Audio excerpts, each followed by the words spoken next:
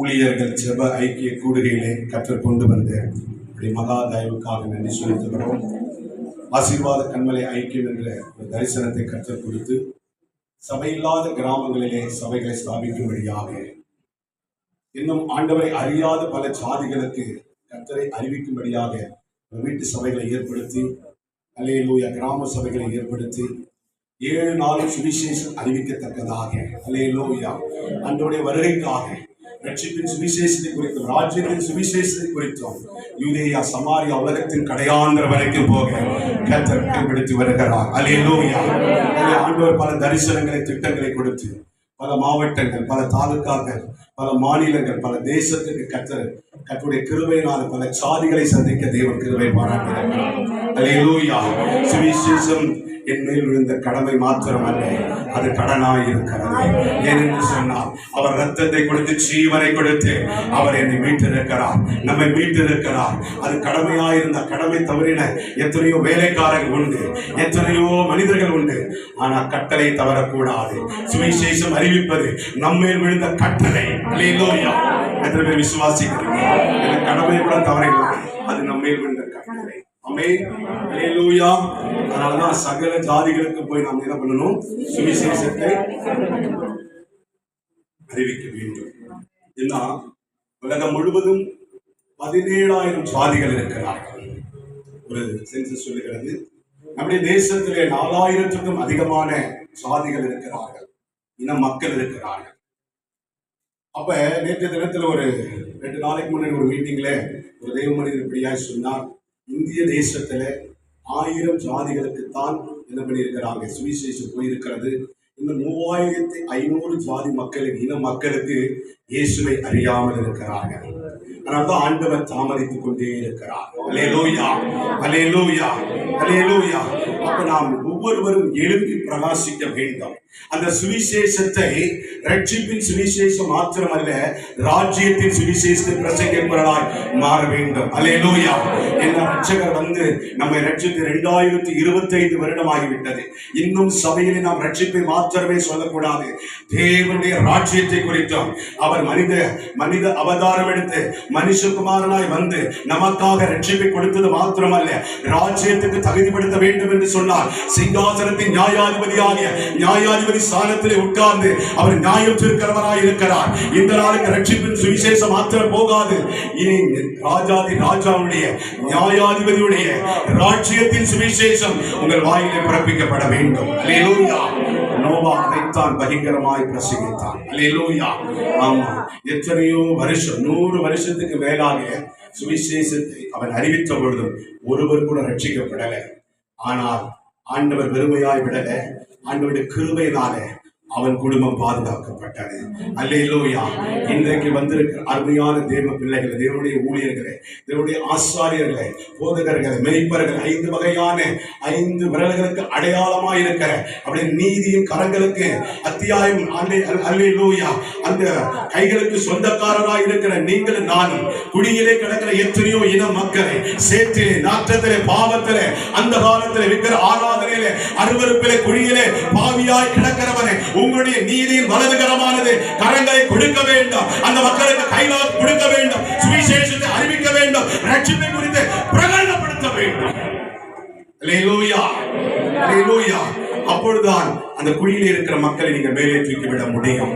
ஐயா பாடின மாதிரி சொன்னாங்க, எங்கெங்கயோ தெருவுலலாம் அலைந்து கிடந்த, எங்கெங்கோ இப்படிலாம் போயிருந்தேன், மண்ணுக்குள்ள போயிருந்தேன், எல்லாரும் நீங்க மறந்து போயிருக்கிறாங்க. ஆனா கர்த்தர் மறவாமல் இருந்தார். அதனால்தான் ஆண்டவர் இன்றைக்கு இந்த வயதிலையும் அவங்க கொண்டு வந்த கர்த்தர் இந்த இடத்துல பாட ஒவ்வொருத்தருக்கும் ஒரு பெரிய சாட்சி இருக்கிறது. ஒத்தாசை வருகிறோம். அல்லேலூயா, அல்லேலூயா. ஒத்தாசைக்காக தான் நாம் காத்திருக்கிறோம். ஒத்தாசை வரும் பர்வதங்களுக்கு நேராக என் கண்களை, அல்லேலூயா. ஒத்தாசை அங்கிருந்து தான் வரணும். அல்லேலூயா. ஆனா ஒத்தாசை அனுப்புகிறவர், பர்வதத்தின் மேல் வீற்றிருக்கிறவர், பரம சேனைகளின் கர்த்தராகிய தேவனுடைய சிங்காசனம் இடத்திலே ஸ்தாபிக்கப்பட்டிருக்கிறது. மகாராஜா வீற்றிருக்கிற இந்த நேரத்தில் வானம் நமக்கு திறக்கப்பட்டிருக்கிறது. அல்லேலூயா. ஒவ்வொன்றும் ஆமென்றும் ஆமென் என்று கர்த்தர் நமக்கு பதில் கொடுக்கிறவராய். ஆசிர்வாத கண்மலை ஐக்கிய ஊழியத்தில் நிறைய காரியங்களை செய்கிறோம்.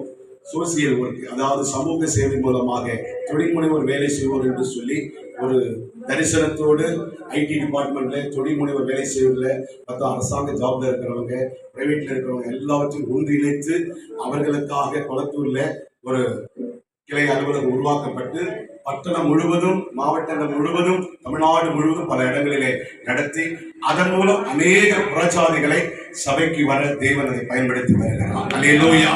எத்தனையோ சபையில் இருக்கிற மக்களுக்கு வேலை வாய்ப்பை ஏற்படுத்தி கொடுக்க விரும்புகிறார். கர்த்தர் அதை ஆசீர்வதித்திருக்கிறார். மருத்துவ முகாம், அது மாத்திரமல்ல, வறியவர்கள், திக்கற்றவர்கள், ஏழைகள், அனாதைகள், கைவிடப்பட்டவர்கள், பாழாய் கடக்கிற அநேக கட்டப்படாத ஸ்தலங்கள், இன்னும் அநேக ஊழியருக்கான உடன் ஊழியர்களை கர்த்தர் இந்த இடத்திலே செய்ய கிருபை பாராட்டி இருக்கார். எல்லாம் பரலோகத்தினுடைய கிருபையினாலே நடந்து கொண்டிருக்கிறது. அல்லேலூயா, அல்லேலூயா. நீங்களும் நானும் கர்த்தருக்கு உண்மையாயிருந்தா உண்மையுள்ள மனுஷன் பரிபூர்ண ஆசீர்வாதம். உனக்குள்ள எனக்குள்ள உண்மை என்ற உள்ளுக்குள்ள இயேசு இருந்தா பரிபூர்ண கண்டிப்பா நமக்கு வர்றோம். அல்லேலூயா. உள்ளுக்குள்ள உண்மை உள்ள அப்படின்னாலே உண்மை உள்ளத்துல இருக்கணும். அந்த உண்மை என்ற இயேசு வந்தா வாழ்க்கையில நன்மை வருவார். உண்மை என்ற இயேசு அல்லேலூயா சபையிலே வந்தா நன்மை தொடரும், கிருபையும் நன்மையும் தொடரும். அதனால எப்பொழுதுமே நமக்கு ஒரு இண்டிகேஷன் இருக்கணும், ஆண்டவன் நம்ம மத்தியில் இருக்கிறார். ஏன்னா நீங்க சாதாரணமான விசுவாசிகள் அல்ல. தேசத்தை எலியாவை போல துறப்பிலே நின்று வானத்தை அடைக்கவும் வானத்தை துறக்கவும் கர்த்தர் உங்கள் வாயிலே கட்டளை வைத்திருக்கிறார். அல்லேலூயா. நீங்க வாக்கு தத்தத்துக்காக மாத்திரம் ஜெபிக்கிறவர்கள் அல்ல, நீங்கள் கட்டளை கொடுக்கிற அபிஷேகத்தை கர்த்தர் இன்றைக்கு உங்கள் கரங்களிலே வைக்க போகிறார். நீ கட்டளை கொடுக்கிற பொழுது வானம் திறக்கப்படும். நீ கட்டளை கொடுக்கிற பொழுது வானம் அல்லேலூயா அடைக்கப்படும். எத்தனை பேர் விசுவாசிக்கிறீங்க? அப்ப ஆண்டவர்கிட்ட, ஆண்டவரே இன்றைக்கு இந்த இடத்துல போகணும், இப்படிப்பட்ட ஒரு ஊழியர் ஐக்கியம், ஒரு விசுவாச கூட்டத்துல, ஒரு குடும்பத்துல, ஒரு திருப்பிரசங்கத்துல, இல்ல ஒரு மற்ற இடங்களிலாம் அந்த மக்களுடைய பிரச்சனைக்கு ஏற்ற மாதிரி நம்ம செய்தி கொடுத்துடலாம். ஏன்னா நீங்க எல்லாமே வசனத்தை அதிகமாய் தேறினவர்கள், ஏன்னா எல்லா இடத்திலும் உங்களுக்கு தெரியும். அப்ப இந்த இடத்துல என்ன செய்ய வேண்டும்? அநேக இடத்துல ஆண்டவர் கடிந்து கொள்வார், அநேக இடத்துல ஆலோசனை கொடுப்பார், அநேக இடத்துல சுத்திகரிக்க சொல்லுவார், அநேக இடத்துல தொய்ந்து போயிருக்கிறார் அவரை உயிர்ப்பிக்க சொல்லுவார். இப்படி பல காரியங்கள் இருக்கும். அப்ப இந்த இடத்துக்காக கர்த்தருடைய சமூகத்திலே காத்திருந்த பொழுது 3 காரியங்களை கர்த்தர் இந்த நாட்களிலே உங்களுக்காக அவருடைய வார்த்தையாய் வரும். அல்லேலூயா. அதனால முதலாவது, என் மக்கள் பயந்திருக்கிறார்கள். அல்லேலூயா. பயந்திருக்கிறார்கள். 2வது பாத்தீங்கன்னா விசுவாசத்திலே சோர்ந்து போயிருக்கிறார்கள். 3வது நம்பிக்கையற்றிருக்கிறார்கள். என்ன சொல்லுங்க? முதல் என்னவா? பயந்து இருக்கிறீங்க. 2வது சோர்ந்து போயிருக்கிறீங்க.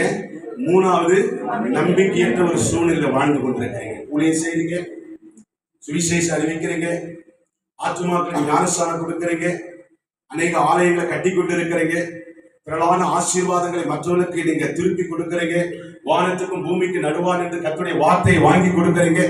ஆனாலும் எலியாவை போல இந்த நாள்ல போதும் ஆண்டவரே, முடிகிற ஓட்டம் போதும். ஆண்டவர் இன்னைக்கு உங்களை பார்த்து கேட்கிறார், எலியாவே சூறை செடிக்கு உனக்கு என்ன வேலை? அல்லேலூயா, அல்லேலூயா. சூறை செடிக்கிட உனக்கு என்ன வேலை? கிதியோன் பார்க்கிறான். ஏன்னா கிதியோனுடைய எதிரிகள் வராங்க. அவனுடைய கோதுமை விளைச்சல் எல்லாம் அந்த மீதியானியர்கள் வந்து நல்ல அறுவடை ஆகிற அந்த விளைச்சலை என்ன பண்ணுவாங்க?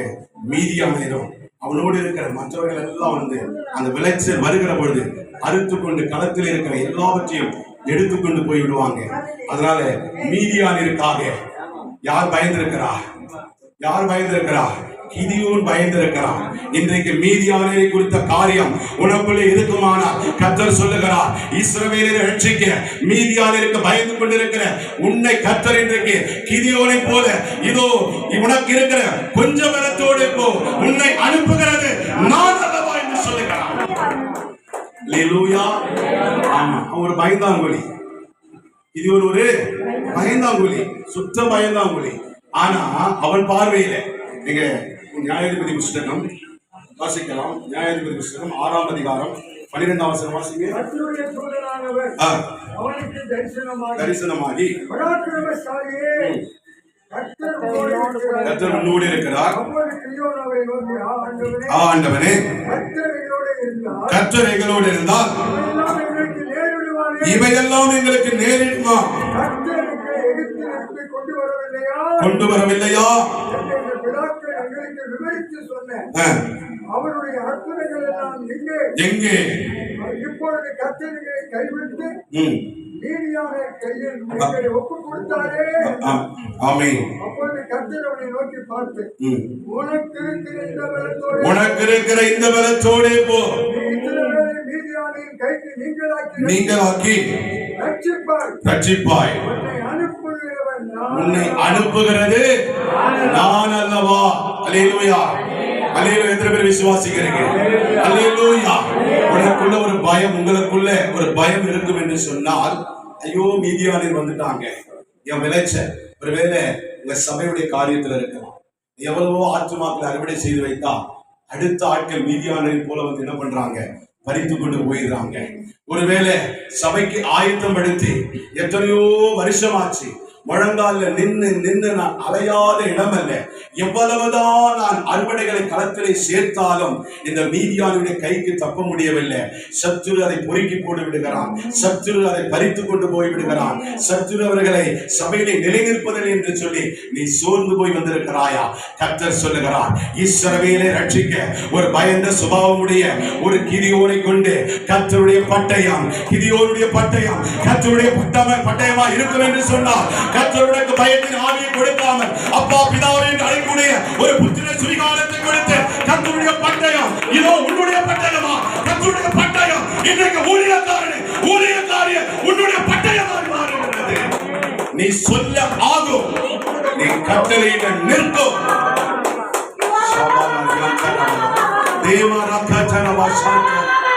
கர்த்தருடைய ஆவியானவர் உண்மையிலே கர்த்தருடைய வல்லமை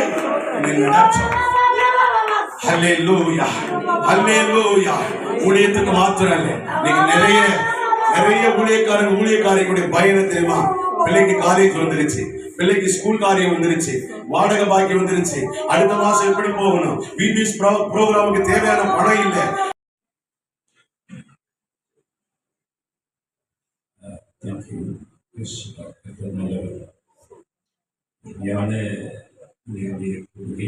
நல்ல வார்த்தைகள் இவருடைய வசனத்தோடு நடத்தை குறித்து நான் மகிழ்ச்சி. இன்னைக்கு முக்கியமான ஒரு காலகட்டத்திலே நம் ஊழியங்கள் நடந்து கொண்டிருக்கிறது. ஒரு 5 மினிட்ஸ் கூட நான் முடிச்சுக்கிறேன். அவசியமான ஒரு காரியத்தை நான் பகிர்ந்து கொள்ள விரும்புகிறேன்.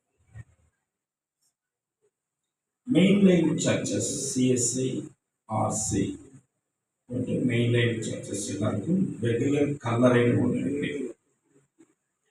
ஆனால் சுவாதீன பெந்தகோஸ்தே நம்மை போன்ற பெந்தகோஸ்தே சபைகளுக்கு கல்லறை கிடையாது. இதுவரைக்கும் பல இடங்களிலே, பொதுவான இடங்களிலே ஒரு பக்கம் இந்துக்கள் புதைப்பாங்க, ஒரு பக்கம் நம்ம புதைப்போம். அப்படிதான் காலம் நடந்திருக்கிறது. ஆனால் சில நேரங்களில் அந்த இடத்துல கூட சில தடைகள் வருகிறதை நாங்கள் பார்த்துருக்கிறோம். குறிப்பாக 2022 அஸ்தனாபுரத்தில் ஒரு பாஸ்டர் இறந்துட்டார். பாஸ்டர் இறந்தபோது அவருக்கு 1ஆம் தேதி இறந்து அடக்கம் பண்ண கொண்டு போகிறாங்க. அது வந்து முனிசிபாலிட்டி கல்லர் தான், யாருடைய தனிப்பட்ட லேண்டு கிடையாது. அங்கிருந்து அந்த புதைக்கிற இடத்துல ஒரு ஆள் வந்து சொல்கிறார், இந்து மாதிரி பாலை கட்டி கொண்டு வாங்க, அப்போ தான் உள்ளே விடுவோம் அது அப்படின்னா. ஒரு பாஸ்டர் பல வருஷம் ஊழியர் செஞ்சவர் இப்படி சொன்னீங்க, எங்கள் கல்லர் எங்கள் சுடுகாடு, நீங்கள் வந்து பண்ணக்கூடாதுட்டா. அந்த 2022 நாங்கள் வேகமாக அந்த இடத்துக்கு வந்து யாரை பார்க்கணுமோ யாரை பேச சொல்லிட்டு ஒரு லெட்டர் பேட் ரெடி பண்ணி டிஆர்ஓவை பார்த்தோம். ஆர்டிஓ பார்த்து ஒரு புகார் கொடுத்தவுடன் உடனடியாக அந்த அதிகாரிகள் பேசி அந்த நபரை சஸ்பெண்ட் பண்ணிட்டு நம்ம பாடி புதைச்சோம். செய்தி தவறு என்று சொல்லி இப்போ நமக்குள்ளே ஒரு ஒருங்கிணைப்பு அவசியம் என்று நான் விரும்புகிறேன். ஒருங்கிணைப்பு இல்லாமல் எதை நாம் செய்ய முடியாது. ரொம்ப கம்மியாக இருக்கக்கூடிய ஸ்ட்ரென்த்து நம்ம விட மிகவும் குறைவாக இருக்கிற பர்சன்டேஜ் இருக்கிற ஸ்ட்ரென்த்து சில சமுதாய மக்கள், நான் பொதுவாக சொல்லி யாரும் குறைச்சி சொல்லலை, பிராமின் கம்யூனிட்டி இருக்குன்னா அவங்க எல்லாம் கரெக்டாக செய்வாங்க. அவங்க கரெக்டாக இருக்கும். அவங்க எதையும் ரோடுக்கு இறங்கி போராட மாட்டாங்க. அஃபிஷியலாக லெட்டர் மூவ் பண்ணி செய்வாங்க. நமக்கு அந்த பாக்கியம் கிடைக்கல, அந்த நாலேஜ் நமக்கு இல்லை. காரியம் சொல்லுவது போல் வேண்டாம். ஏன்னா நம்ம யாரோ ஒரு அரசியல்வாதியை, யாரோ ஒரு அதிகாரியை நம்பி பேசிட்டு அவங்க மேலே கையை போட்டு சொல்லிட்டேன் விடுவார். காலமெல்லாம் இந்த ஏரியாவில் 40 வருஷமாக கல்லறைக்கு போராடுறாங்க, இன்னும் கிடைக்கல. இப்போ அரசு ஒரு சட்டம் போட்டிருக்கு, எத்தனை பேர் தெரியும் தெரியல. அனைத்து மாவட்டத்திலும் சிறுபான்மை கிறிஸ்தவர்களுக்கு தனி கல்லறைக்காக சிஎம் ஒரு சட்டம் போட்டிருக்காங்க. அது பிற்படுத்தப்பட்டோர் மற்றும் மிகவும் பிற்படுத்தப்பட்டோர் சிறுபான்மை நல அலுவலர்கள் ஒவ்வொரு மாவட்டத்திலும் அலுவலர்கள் இருக்கிறாங்க. அதே போல சிறுபான்மை நல வாரியம் என்று சொல்லி ஒரு வாரியத்தை அரசாங்கத்தை உருவாக்கி வச்சிருக்கிறாங்க. அதுக்கு சில உறுப்பினர் இருக்கிறாங்க. இப்போ அவர்கள் மூலமாக அடிப்படையான தேவை என்னன்னா கல்லறை. எல்லாருக்குமே ஒரு கல்லறை உணவு, ஆர்சி சிஎஸ்சி பெரிய எதுவாக இருந்தாலும் சரி, கிறிஸ்தவர் என்று சொன்னால் அவருக்கு ஒரு பொது கல்லறை தேவை. அந்த அடிப்படையில் கடந்த சில வருஷங்களாக, சில மாதங்களாக நாங்கள் அனைத்து ஊழியர் ஐக்கியத்தை ஒருங்கிணைத்து, அதாவது ஊழியர்களை செய்கிறவர்கள் மட்டுமல்ல, ஊழியர் ஐக்கியத்தை நடத்துகிறவர்கள், அவங்களுக்கு தான் அந்த பாரம் இருக்கும். பாசஸ் எல்லாம் பாசஸ் வந்துருக்கீங்க, நம்ம வரவேற்கிறோம். அப்போ ஊழியர் ஐக்கியத்தை நடத்துகிறவர்களை இணைத்து கிட்டத்தட்ட இந்த பல்லாவரத்தில் மட்டும் 15 ஊழியர் ஐக்கியங்கள் இருக்கிறது. அந்த ஊழியர் ஐக்கியத்தில் எல்லா லீடர்ஸையும் ஒருமைப்படுத்தி அந்த ஊழியர் ஐக்கியத்தில் அவர்கள் இணைத்து அவர்கள் மூலமாக ஒரு கடிதத்தை நாங்கள் கலெக்டர் ஆஃபீஸுக்கு கொடுத்துருக்குறோம். பாருங்க, எனக்கு என் வண்டியில் இருக்கு, ஆர்டர் வந்திருக்கு, உங்களுக்கு இங்கே கல்லறை ஒதுக்கி இருக்கிறோம் அப்படின்னு சொல்லி. அதனால இடம், ஸ்கெட்ச் எல்லாமே அனுப்பி வச்சிருக்கிறாங்க. கர்த்தர் செய்த பெரிய கிருபை. அப்போ நமக்குள்ள ஒரு ஒற்றுமை இருக்குமானால், ஒருங்கிணைப்பு இருக்குமானால், அந்த கல்லறை மாத்திரல்ல பல காரியங்களை கர்த்தர் நமக்கு செய்ய வல்லவராக இருக்கிறார். அது மட்டும் இல்லைங்க, சில தனி நபர் கருத்துல கல்லறை போயிடுது. ஆர்கனைசேஷன் சில நபர்கள் என்ன பண்றாங்க, பொறுப்பெடுத்துறாங்க. அது பெரிய ப்ராப்ளம் பலாது இருக்குது. என்னன்னா 5000, 10,000, 15,000 வரைக்கும் பில் போடுறாங்க. ஒரு கவர்மெண்ட் கல்லறை தான். அப்படி இருக்கிற சூழல் நம்ம ஒரு டெத் ஆயிடுச்சுனாலே பாஸ்ட்டுக்கு தான் அந்த வேதனை. நம்ம கொஞ்சம் அடக்கம் பண்ணணுங்க, என்ன பண்ணுறது அப்படிங்கும்போது அவங்க ரொம்ப எளிமையாக இருப்பாங்க. ஒரு 2 ரூபா தான், 5 ரூபா தான் சம்பளம், எப்படிப்பட்ட எளிமை. அவங்ககிட்ட போய் 10,000 வாங்க முடியுமா? ஒரு பாஸ்ட் பெரிய தலைவலி. இதான் என்ன பண்ணுறதுன்னு போது, நீங்கள் இங்கே மெம்பராக இல்லை, நீ என்கிட்ட இதில் உங்களுக்கு 15,000 வாங்கி அப்படி சொல்லி நிறைய டிஸ்டர்பன்ஸ் இருக்குது. அப்படி ஒரு கல்லறை ஒன்று பல்லாத்தில் இருக்கிறது. அதுக்கும் நாங்கள் மனு கொடுத்துருக்கிறோம். அரசு அதை ஆய்வு செய்து அதையும் பொது கல்லறையாக மாற்ற வேண்டும். அரசு தான் கல்லறை நடத்தணும். எந்த தனி நபர் கல்லறை நடத்தக்கூடாது, கவர்மெண்ட் தான் நடத்தணும். அவர் சொல்லிட்டாங்க. சிறுவர்கள் பார்த்து சொல்லும்போது, மாநகராட்சி கிட்ட எல்லாரையும் கொடுப்போம், மாநகராட்சி தான் கல்லறை நடத்தும். நீங்கள் போய் அந்த இடத்துல ஒரு லெட்டர் பேன்ல இவர் இறந்துட்டாங்கன்னு சொல்லிட்டாலே போதும், அவங்களே கூடிய தோண்டி கொடுத்துருவாங்க. ஸோ கிறிஸ்தவர்களுக்கு கொடுக்கப்படுகிற கல்லறை இலவசமாக பயன்படுத்துவதற்கு இந்த நாட்டிலே கர்த்தர் உதவி செய்து கொண்டிருக்கிறார். சில காரியங்களை நாங்கள் செய்து கொண்டிருக்கிறோம். ஆகவே உங்களை ஊழியர் ஐக்கியத்தில் இருக்கிற அனைவரும் கூட, இங்கே மட்டும் இல்லை, எந்த இடத்துல அப்படிப்பட்ட இஷ்யூஸ் இருந்தாலும் இந்த ஊழியர் ஐக்கியத்தில் நீங்கள் பங்கு கொண்டு சொல்லும் பொழுது நாம் போராடலாம் கிடையாது, கடிதம் மாத்திரமே கொடுப்போம். சட்டம் நமக்கு உதவி செய்யும், கர்த்தர் நம்மோடு இருப்பார். ஆகவே சட்டப்படி கரெக்டாக நாம் செய்வது. இந்த காரியம் மாத்திரமல்ல, கிறிஸ்தவருக்கு நிறைய யூஸ்ஃபுல்லான சில காரியங்களை சிறுபான்மையாக இருக்குது. அதெல்லாம் ஒன்று நான் பின்னால் தியானிக்கிறேன்னு நினைக்கிறேன். ஆகவே இந்த கல்லறை காரியங்களுக்காக ஜெபித்துக் கொள்ளுங்கள். மற்றவர்கள் இடம் ஒதுக்கிறாங்க, பல்லாவது இடம் பார்த்துட்டு இருக்கிறாங்க. எல்லாவற்றையும் சீக்கிரமாக முடித்து ஒரு பைசா செலவில்லாம அந்த கல்லறை கிறிஸ்துவ புதைப்பதற்கு கர்த்தர் உதவி செய்ய வல்லவராக இருக்கிறார்.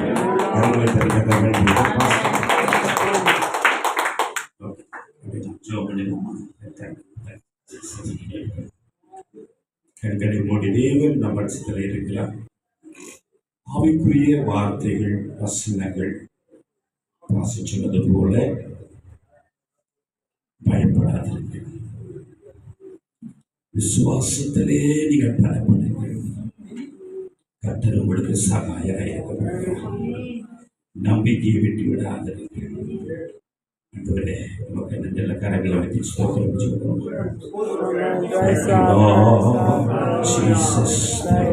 மகா பரிசுத்தமுள்ள கனத்த பிதாவே, ஊழியர்களாக உங்களுடைய வேலையாட்களாக உங்களுடைய மகிமையான சமூகத்தில் நாங்கள் வந்து நன்மை குருவை கொடுத்து ஸ்தோத்திரமா. உங்களுடைய தாசரை கொண்டு ஆண்டவரே, யாருக்கு எந்த வசனத்தை கொண்டு அவர்களை பலப்படுத்த வேண்டும் என்று விரும்பினவோ அவர்கள் எல்லாரோடும் கர்த்தர் பேசியிருக்கிறேன். ஒவ்வொரு இருதயத்தையும் கர்த்தர் தொட்டியிருக்கிறேன். ஒவ்வொருவரையும் தட்டி, என் மகனே எழுந்து, நீ இங்கே இருக்கிறதுக்காக உன்னை அழைக்கவில்லை, இன்னும் கடந்து போக வேண்டிய இடம் தூரம் அதிகம் என்று சொல்லி ஒவ்வொரு உற்சாகப்படுத்துவதற்காக நாங்கள் நன்றி செலுத்துகிறோம். ஆண்டவர், இன்று முதல் ஒரு விசேஷ பலன், இன்று முதல் விசேஷ ஒரு தீர்மானம், இன்று முதல் விசேஷித்த கிருபை ஆண்டவரே அவர்களை மூடிக்கொண்டிருக்கிறதுக்காக நன்றி செலுத்துகிறோம். இன்றைக்கு கிடைத்த அந்த சத்திய வசனம் இவர்களை இன்னும் உற்சாகப்படுத்துவதாக நன்றி செலுத்துகிறோம். இன்னொரு பலப்படுத்துவதாக நன்றி செலுத்துகிறோம். ஆண்டவரே ஸ்தோத்திரம். என் பிள்ளைகள் என்னை விட்டு போக மாட்டாங்க. என்ன கர்த்தரோட கையில வச்சிருக்கிறார். ஒரு நாள் என் பிள்ளைகளை கொண்டு நான் செய்ததை காட்டிலும் மகிமையான ஊழியர்களை கர்த்தர் நிறைவேற்ற போறாங்க. ஒரு தீர்க்கதரிசன வசனத்தை எனக்கு கொடுத்ததுக்காக நன்றி செலுத்துகிறோம். கொடுத்த வார்த்தைக்காக நன்றி. அந்த ஒவ்வொரு போதகரையும் பலப்படுத்திக் கொண்டிருக்கிறதுக்காக ஸ்தோத்திரம். ஒவ்வொரு போதகர்களும் விசேஷித்த நம்பிக்கை, விசேஷித்த உத்தரவாதத்தை நீங்க உறுதிப்படுத்துவதற்காக நன்றி செலுத்துகிறேன்.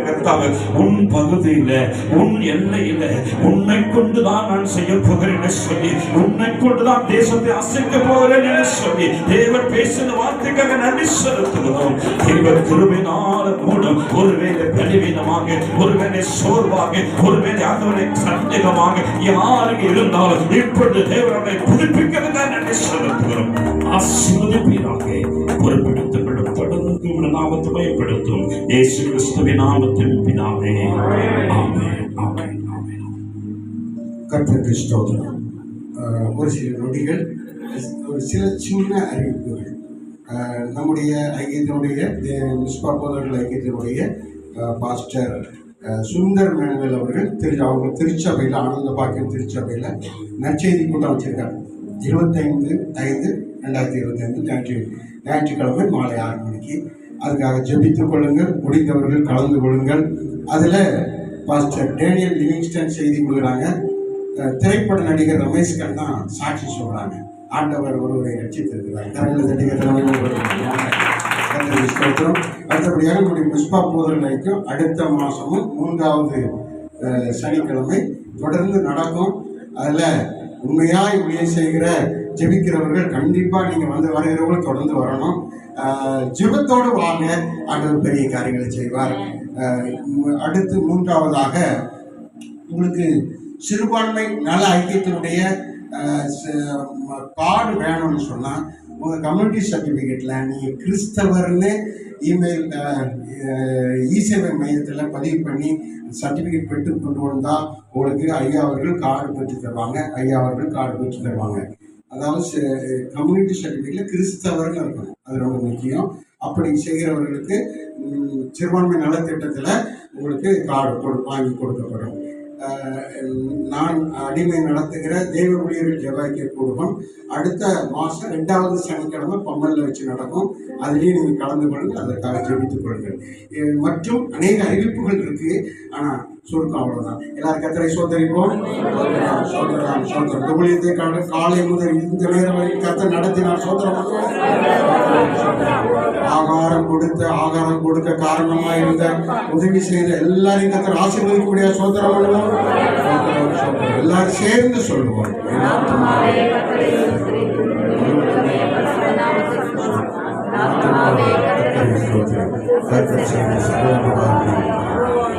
இன்னொரு காரியம், கர்த்தருடைய நாமம் மகிமைப்படட்டும். தேவ கிருபை என்று சொல்லி ஒரு புத்தகத்தில் 184 கிருபையை இரவு பகலாக தேவ சமூகத்தினை காத்திருந்து தேவனுடைய கிருபினால வெளியிட்டிருக்கிறேன். என்னுடைய விலை 100 ரூபாய் தான். அடுத்ததாக ஆவிக்குரிய ஓட்டம், 31 வகையான ஓட்டம். எப்படி கருவறையிலிருந்து கோட்டாட்சியர் தொடர்பு கொண்டு, மாவட்ட கண்காணிப்பாளரை தொடர்பு கொண்டு, ஆனால் அப்படி அல்ல. எங்களுக்கெல்லாம் இந்த பதவி கிடைத்த பிறகு தமிழகம் முழுவதும் எங்கெல்லாம் பிரச்சனை இருக்கிறதோ, எங்களை யாரெல்லாம் தொடர்பு கொள்கிறார்களோ அவர்களுக்கு உடனடியாக அவருடைய பிரச்சனைகள் என்ன என்று கேட்டறிந்து தமிழக அரசின் சார்பாக எல்லா சட்ட ரீதியான நடவடிக்கைகளை எடுத்து சிறுபான்மை மக்களின் உரிமைகளை பாதுகாக்க இந்த அரசு நமக்கு உதவி செய்கிறது என்பதை இந்த நேரத்தில் தெரிவித்துக் கொள்கிறேன். நிறைய போதகர்கள் இந்த நல வாரியத்தில் உறுப்பினரா சேரல. செங்கல்பட்டு மாவட்டம் குறிப்பா 24 பேருங்க சேர்ந்திருக்காங்க. மிகவும் வருத்தமான செய்தி அது. என்றால் உங்களுக்கு ஒரு அரசு அங்கீகாரம் கிடைக்கும். அது ஒரு அடையாள அட்டை கொடுப்பாங்க, அதுல அரசு முத்திரை பதித்து இருக்கும். அப்போ உங்களுக்கு ஒரு அங்கீகாரம், அது போதகர்களுக்கு ஒரு அங்கீகாரம், ஊழியம் செய்யறவங்களுக்கு ஒரு அங்கீகாரம், தெரு பிரசனம் செய்யறவங்க ஒரு அங்கீகாரம். இதை பயன்படுத்தி கொள்ள வேண்டும் என்று உங்கள் அனைவரையும் தாழ்மையுடன் கேட்டுக்கொள்கிறேன். நம்ம பேட்ரிக் நோயல் அவருடைய சர்ச்சில் இந்த ஃபார்ம் அங்க இருக்கும், அதை வாங்கி ஃபில் பண்ணி கொடுங்க. இதுல நிறைய நலத்திட்டம் இருக்கு. இந்த நலத்திட்டங்கள்லாம் இன்னும் 6 மாத காலத்துல தொடங்க போறாங்க. சீக்கிரமா நீங்க இதை விண்ணப்பிச்சு அந்த அடையாள அட்டையை பெற்றுக் கொண்டீங்கன்னா உங்களுக்கு இந்த அடையாள அட்டையை கொடுத்த பிறகு இந்த உபதேசியா மற்றும் போதகர் நல வாரியம் அதுல உள்ள எல்லா உறுப்பினர்களுக்கும் அந்த நலத்திட்டங்கள் செயல்படுத்தப்படும் என்பதை இந்த வேளையில் உங்களுக்கு தெரியப்படுத்துகிறேன். இன்னும் தெரியாமல் அநேகர் இருந்தாலும் எல்லாரிடமும் இதை பகிர்ந்து கொள்ளுங்க. இதை காட்டு தீ போல பரவிடுங்கள். நம்முடைய சிறுபான்மை கிறிஸ்தவர்கள் போதகர்கள் ஒற்றுமை ஓங்கி வளர வேண்டும். ஒரு மனதின் ஆவி எல்லாருக்குள்ளே கிரி செய்ய வேண்டும். ஒரு தலைமைத்துவம் இல்லாமல் எந்த ஒரு செயல்பாடும் செய்ய முடியாது. அதனால அந்தந்த போதகர் ஐக்கியத்தில் உள்ள தலைவருடைய அந்த வழிகாட்டின்படி எல்லா காரியங்களும் நீங்கள் செய்யும் போது உங்களுக்கு அரசு சார்பாக சிறுபான்மை நல வாரியம் கிறிஸ்தவ உறுப்பினர் வாரிய உறுப்பினர் எம் இமானுவேல் ஆகிய நான் உங்களுடைய போதகர் ஐக்கியத்தின் தலைவரோடு இருந்து உங்களுடைய குறைகள் எது இருந்தாலும் அதை கேட்டறிந்து 24 மணி நேரமும் உங்களுக்கு உதவி செய்ய தயாராக இருக்கிறேன் என்பதை இந்த நேரத்திலே பதிவு செய்கிறேன். மேலும் ஐக்கியம் இன்னும் பெருக வேண்டும். இன்னும் போதகர்கள் கூட வேண்டும். நம்முடைய கரங்கள் பலப்பட வேண்டும். இன்னும் கர்த்தருடைய ஊழியத்தை தேசத்திலே இன்னும் சுதந்திரமாக நாம் செய்ய வேண்டும் என்பதுதான் என்னுடைய வாஞ்சை. எல்லோரும் ஒன்றிணைவோம். இயேசுவின் நாமத்தினால் ஊழியத்தை செய்வோம். இந்த தேசத்தை சுதந்திரிப்போம். இந்த வாய்ப்பை குறித்த போதகர்களுக்கும் இந்த போதகர் கூடுகையில் உள்ள தலைவர் எல்லாருக்கும் ஆண்டவராகிய இயேசு கிறிஸ்துவின் நாமத்தாலே நன்றியை தெரிவித்துக்